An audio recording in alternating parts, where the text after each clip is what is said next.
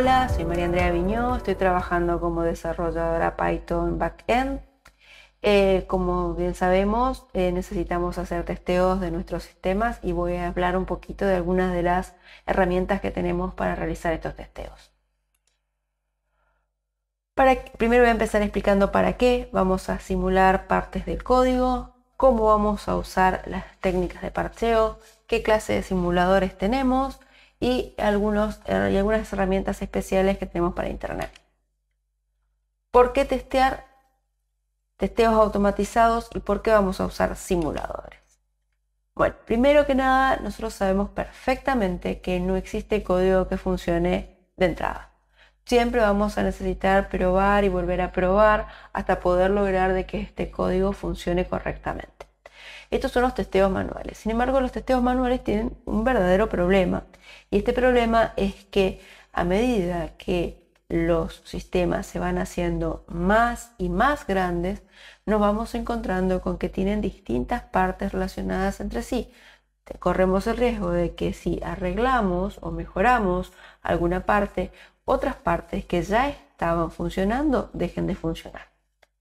Bien, nosotros entonces queremos hacer de que el sistema se vaya testeando automáticamente cada una de las partes cada vez que nosotros hacemos modificaciones y de esta forma tener un cierto grado de seguridad de que el sistema que antes funcionaba continúe andando. Bueno, tenemos dos clases de test. Un test de integración que nos permite probar funcionalidades completas de un sistema o test unitarios que nos permiten estudiar funciones específicas. Partes, funciones, clases. Muy bien. Ahora bien, si nosotros queremos testear, si queremos hacer un testeo unitario, vamos a querer separar cada parte del sistema para que no sean partes complejas las que tengan que funcionar al mismo tiempo y nosotros no tengamos una certeza de cuál puede ser la parte que nos está dando error. Entonces nosotros queremos agarrar y queremos separar las distintas partes del sistema. Otro motivo por el cual nosotros podemos no querer usar código real es porque, digamos, estamos probando con una API de terceros. Una API de terceros puede ser lenta, puede tener tarifa por cada uno de sus usos, puede llegar a generarnos distintos inconvenientes. Además, no podemos utilizarlo en ambientes de integración continua. También puede ser que nosotros queramos simular operaciones de entrada o salida, por ejemplo, con el sistema de archivos, con una base de datos, o especialmente si tenemos algún caso, por ejemplo, hardware externo, como que se maneje a través de algún puerto. ¿Y por qué? Porque entonces esto va a lentificar muchísimo nuestros testeos unitarios y nos va a generar una dependencia respecto de que todos estos elementos se encuentren disponibles. Y finalmente, ¿por qué más? Porque nosotros por ahí podemos querer asegurarnos de que nuestro sistema funcione bien incluso en eventos improbables. Bueno, los simuladores entonces, mocks, vienen acá al rescate. Estos nos sirven para suplantar funciones, clases, objetos, bibliotecas que, digamos, nosotros no queremos poner tal cual están, sino simularlas. Nos permiten tener objetos que son especiales para el testeo, ya que son predecibles, repetibles, sabemos perfectamente que lo que nos producen son veloces porque no requieren un proceso computacional para crearse, prácticamente es mínimo, y además son livianos y baratos, o sea que nos resultan prácticos para el testeo. Muy bien, vamos a empezar hablando de parcheo. ¿Qué es el parcheo? El parcheo es cuando nosotros agarramos y ponemos un código donde tenía que haber otro. Es decir, nosotros agarramos y decimos que nosotros íbamos a llamar en este lugar, a esta biblioteca. Esta biblioteca representa la API de un servicio en la nube. Bueno, en vez de utilizar eso, nosotros vamos a parchear, es decir, vamos a obligar a nuestro sistema a utilizar una biblioteca diferente en vez de esta, y esta biblioteca diferente lo que va a hacer es retornar otros valores simulados. Un tema importante entonces es qué parchear. Primer problema que vamos a tener cuando querramos saber qué parchear es que tenemos que elegir parchear el objeto importado, el objeto correcto, y no parchear donde se hubiera podido importar. Para entender esto es mejor ver un poquito de código. Acá vemos un poquito. Acá tenemos un módulo que lo llamamos b.py, b, un nombre cualquiera. Este es el nombre de nuestro archivo, de nuestro módulo. Y en este módulo se hace una importación. From a import class. Y cuando nosotros hacemos así, resulta ser de que estamos importando en el espacio de nombres del módulo class. O sea que nosotros vamos a usar adentro de nuestro módulo directamente class. Si nosotros vamos a usar adentro de nuestro módulo directamente class, nosotros a las funciones de parcheo le tenemos que poner b.class, ya que ese es el puntero que nosotros queremos que ahora apunte hacia nuestro objeto simulado. ¿Sí?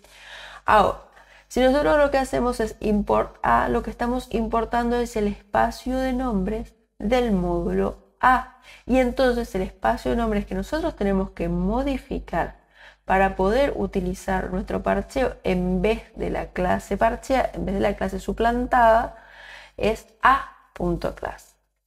Ahí van a ver los distintos casos en que se está usando. Muy bien. Para parchear nosotros tenemos distintos alcances. Esto quiere decir que cuando yo parcheo un código, lo que estoy haciendo es, en tiempos de ejecución, cambiar la manera en que funciona. Esto tiene importantes consecuencias. Nosotros tenemos que tener en cuenta que, bueno, que esto modifica la forma de andar. Entonces nosotros tenemos que estar seguros de cuál es el alcance, o sea, desde dónde hasta dónde va a estar funcionando nuestro parcheo. Una forma de aplicar el parcheo es por medio de un decorador. Los decoradores pueden apilarse uno arriba de otro y así vamos teniendo que un decorador, digamos que los decoradores van apareciendo al lado de las funciones juntos con, digamos, uno detrás de otro. Es decir, primero va a aparecer la clase B, vamos a tener el mock de la clase B, después la clase A, el mock de la clase A. Muy bien. Vamos a tener también la posibilidad de parchear con administradores de contexto. El administrador de contexto lo que hace es generar, digamos, un mock, o sea, nosotros podemos hacer parchear, explicar en qué lugar vamos a parchear y poner que lo haga como un mock. A partir de ahí, dentro del contexto de este administrador, es decir, todo el código que se ve con la indentación mayor que el administrador de contexto, va a tener el parche en funcionamiento. Acá fíjense cómo vamos a tener funcionando el mock adentro. Muy bien. Y finalmente, el parcheador podemos iniciarlo y acabarlo manualmente. Es decir, nosotros podemos agarrar y podemos crear un mock X, un parcheador X que parchee determinada clase en un paquete y luego iniciarlo con patcher start y luego terminarlo con stop. Es decir, están las funciones start y stop. Resumiendo, dependiendo de los alcances que nosotros querramos, podemos utilizar decoradores de clase, que un decorador de clase lo que va a hacer es parchear cada una de las funciones miembro que se encuentran dentro de esta clase. O sea, para un decorador de clase es como si nosotros hubiéramos parcheado cada una de las funciones miembro de una clase. Decoradores de función que nos permiten decorar únicamente una función específica. Administradores de contexto que son los que, digamos, solamente parchean dentro de lo que se encuentra este contexto. Y optar por el inicio o la terminación manual. Bueno, sin embargo, parchear es complejo, es delicado. Tiene un problema, por ejemplo, de que nosotros atamos fuertemente el código de nuestro test al test probado, ya que estamos poniendo en estos strings donde indicamos en dónde parchear, estamos poniendo, digamos, caminos donde encontrar estos objetos que están duros, que están hardcodeados y que pueden significar de que si nosotros cambiamos la estructura de nuestro código, tengamos que cambiar absolutamente todo.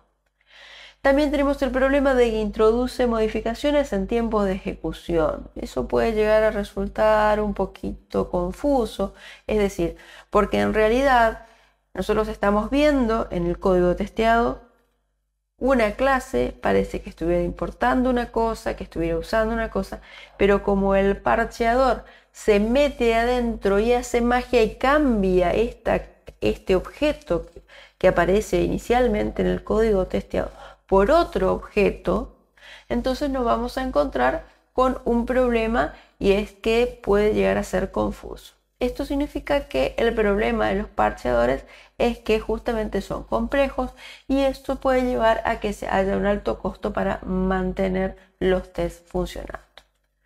Una opción que tenemos es utilizar inyección de dependencia. Vamos a mostrar qué es lo que son las inyecciones. Cuando nosotros hacemos inyección de dependencia o dependencia inversa, lo que hacemos es, en vez de decir, bueno, en vez de importar directamente la clase, lo que hacemos es importar o heredar directamente una clase, lo que hacemos es pasar esta clase como un argumento para una función. Y luego desde adentro utilizamos este puntero a esta clase para instanciar los objetos dentro de la clase. Lo que tiene de bueno esto es que podemos reemplazar directamente. Vamos a hablar un poquito. ¿Qué es un stub? Un stub es una pequeña función o un fragmento que imita código. Por ejemplo, digamos, acá doy un ejemplo muy básico, un stub de un animal es una clase que define una serie de propiedades. Una propiedad es patas y retorna 4. 4 es obviamente válido solamente para algunos animales, otros tendrán 8, 6, 2, etc. Bien.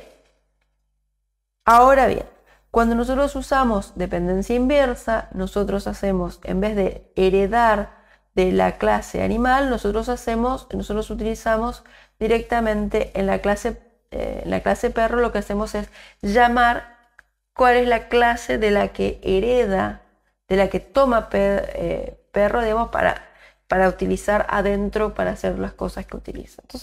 Entonces cuando nosotros agarramos y declaramos la función, en un caso declaramos perro directamente, usamos perro directamente y perro se encarga de tomar su clase padre animal, y en el otro caso lo que hacemos es pasar como argumento la clase animal y luego se instancia internamente.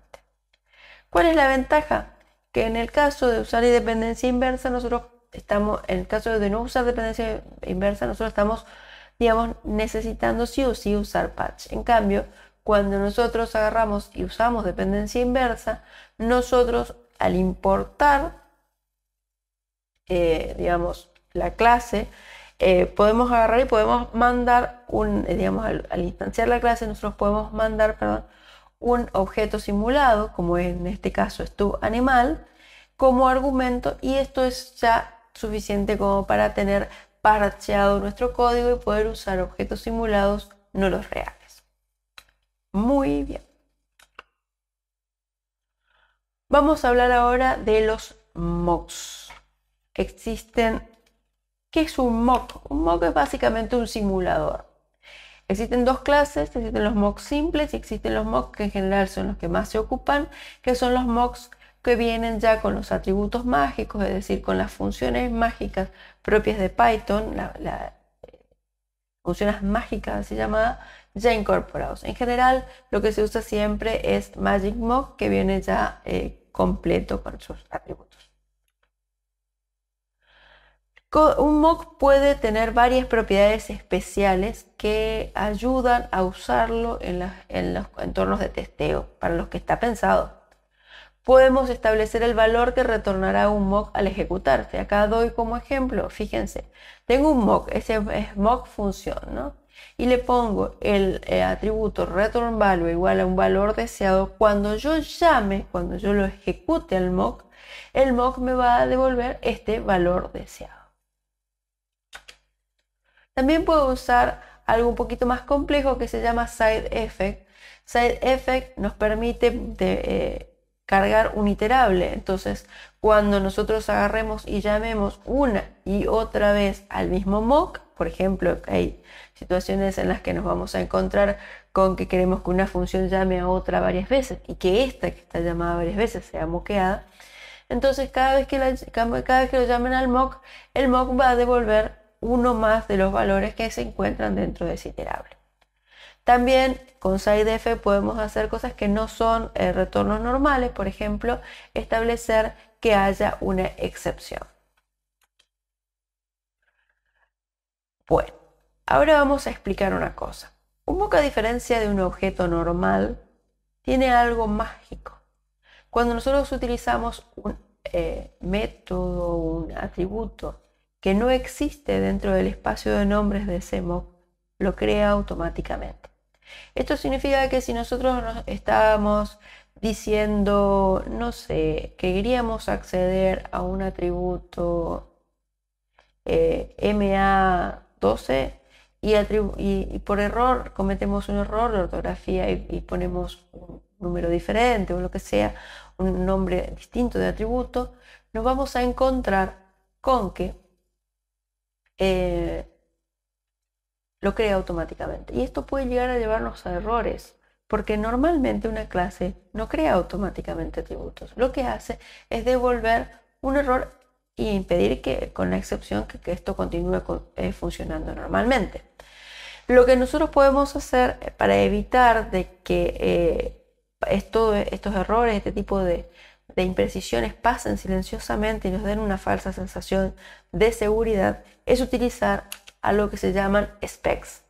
Specs nos permiten copiar los atributos de una clase y los atributos de cada una de las funciones, es decir, la manera en que debe ser llamada cada una de las funciones, y nos devolverá un error si accedemos a alguna que no existe, clase o función, por supuesto. AutoSpec hace lo mismo, pero como un mock, al crear automáticamente un atributo, lo que hace es devolver otro mock. Bueno, ese mock también puede ser objeto de un spec, digamos, puede ser constreñido a un spec determinado, y eso lo hace recursivamente, es decir, cuando tenemos un objeto que a su vez tiene un atributo que tiene otro objeto y así sucesivamente, AutoSpec lo que hace es ir hacia adentro. Bueno, ¿cómo podemos hacer?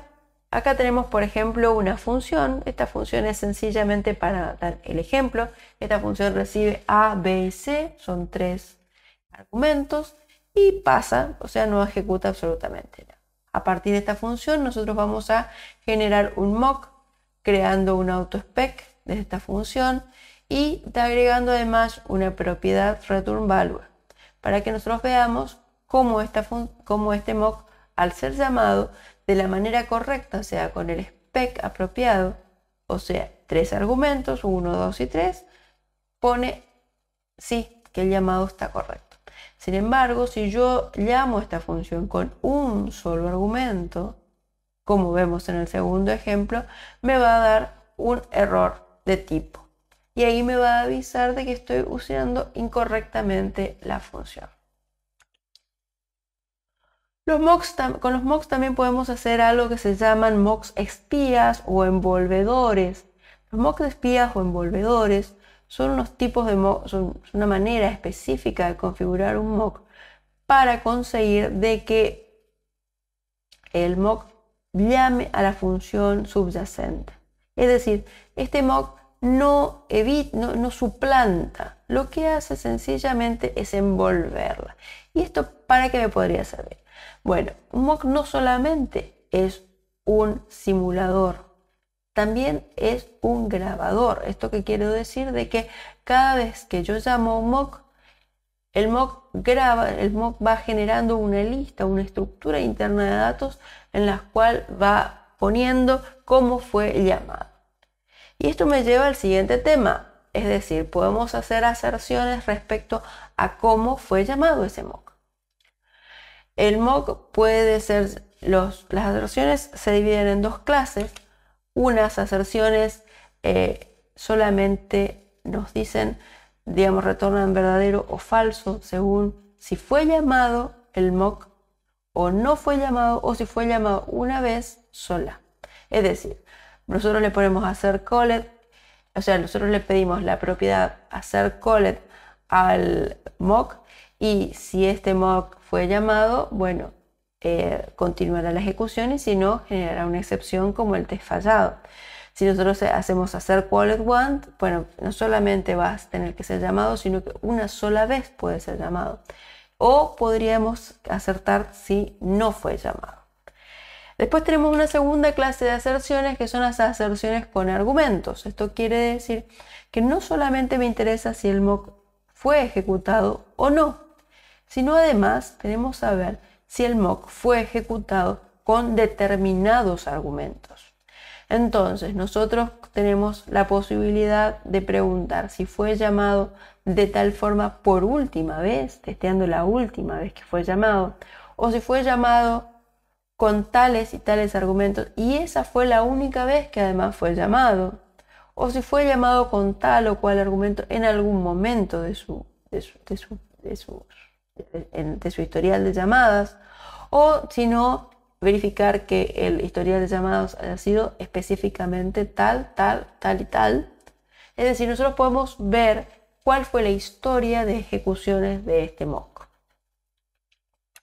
Bien, vamos finalmente a cerrar esta exposición explicando un poquito algunas clases especiales que utilizamos para testear sistemas que tienen relación con Internet.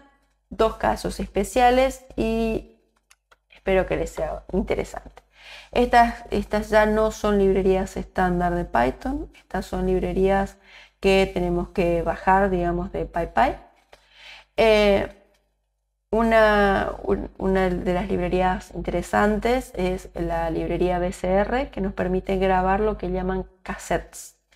Esto sencillamente significa que nosotros configuramos esta librería para que cuando nosotros hacemos un request o hacemos algún pedido hacia la internet, esta librería, si está en modo grabación, lo que hace sencillamente es pasarla al servidor remoto, luego tomar digamos, todo lo que devuelva el servidor remoto, grabarlo y devolverlo a nuestra función de testeo. Es decir, hay un modo grabación en el cual pareciera que no pasa nada, pero en realidad lo que está pasando es que se está grabando el cassette con todo lo que fue ocurriendo durante esta interacción. Luego tenemos el modo lectura en el cual nosotros agarramos y decimos no, ya no grabes más. Ahora simplemente lee, es decir, lo que hace es mandar los requests al cassette, digamos, y comparar si corresponde a los que están dentro del cassette, a ciertas características de los que están dentro del cassette, y si está todo bien, se toma in persona, digamos, o sea, suplanta al servidor remoto y manda las responses correspondientes al servidor remoto. Muy bien. Esto sencillamente es muy útil porque podemos llegar a tener bastantes problemas teniendo que ejecutar una API una y otra vez, porque hay algunas APIs que son lentas, caras, etc. O peligrosas, riesgosas, no interesa. Lo importante es que con esto evitamos tener que estar permanentemente conectados a Internet utilizando recursos para esto. Bueno, más o menos acá abajo yo muestro cómo se puede ver dentro del programa. Lo que se suele hacer es utilizar un decorador. Acá yo muestro cómo se utiliza con PyTest, ya que esta librería, entre otras cosas, tiene un plugin para PyTest, para aquellos que utilicen PyTest. Y bueno, acá sencillamente le estoy mostrando lo que va a hacer es ejecutarse de esa manera. ¿Cómo hacemos nosotros para ponerlo en modo grabación o sacarlo de modo grabación? Bueno, si nosotros estamos utilizando el plugin de PyTest, es sencillamente agregar un argumento más a la llamada de PyTest, en la cual podemos pedir de que haya grabación o no haya grabación activada. Y eso es todo, es bastante simple de usar. Y podemos activar trozos completos de nuestro sistema para que se pongan en modo grabación y luego asumir de que la API remota va a seguir funcionando tal vez de una manera similar. Bueno, finalmente también podemos utilizar Moto. Moto es cuando nosotros necesitamos servicios de AWS, Amazon Web Services. Amazon Web Services son unos servicios que se utilizan muchísimo y generalmente se utilizan con una biblioteca que se llama Boto. Bueno, esta librería Moto lo que nos permite es tener dobles de testeo apropiados para las funciones de Boto, que la mayoría ya están contempladas, o sea que nosotros sencillamente lo que hacemos es poner un decorador y entonces lo que hace esta librería Moto es ubicarse, es capturar las llamadas a Boto y por eso a la API de Amazon Web Services y, simularlas. Y con eso nos simplifica el tema porque, bueno, obviamente esto es un servicio muy complejo con demasiadas posibilidades diversas. Bueno, cerrando. ¿Para qué simular? Hablamos un poquito respecto de la importancia de simular para hacer que nuestros testeos sean más ágiles, que nuestros testeos anden mejor, que sea posible incorporarlos como parte de integración continua, que nos permitan separar, solamente testear partes, sino tener que testear historias completas, no tener que testear funcionalidades completas. Después hablamos de cómo usar un parche. Los parches tienen ciertas particularidades y es importante tenerlos en cuenta. Los parches tienen que ser correctamente aplicados, implican la necesidad de ubicar el objeto. También podemos utilizar dependencia inversa o inyección de dependencia. Podemos utilizar simuladores, podemos hacer nuestros propios simuladores pequeños como stubs, o bien podemos utilizar la biblioteca que provee Python, Mock, que la verdad que está muy buena.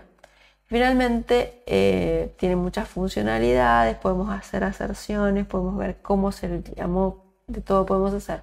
Y si no, tenemos también algunas bibliotecas especiales para estas funciones que se las encuentran, digamos, dentro de PyPy, como BCR y Moto, que les quería comentar porque les puede llegar a resultar útil para su trabajo como desarrollador. Bueno, finalmente si quieren contactarme, soy M.A. Viñó o Marian Viñó, sea en GitHub o en LinkedIn. Y bueno, espero que hayan disfrutado de esta presentación.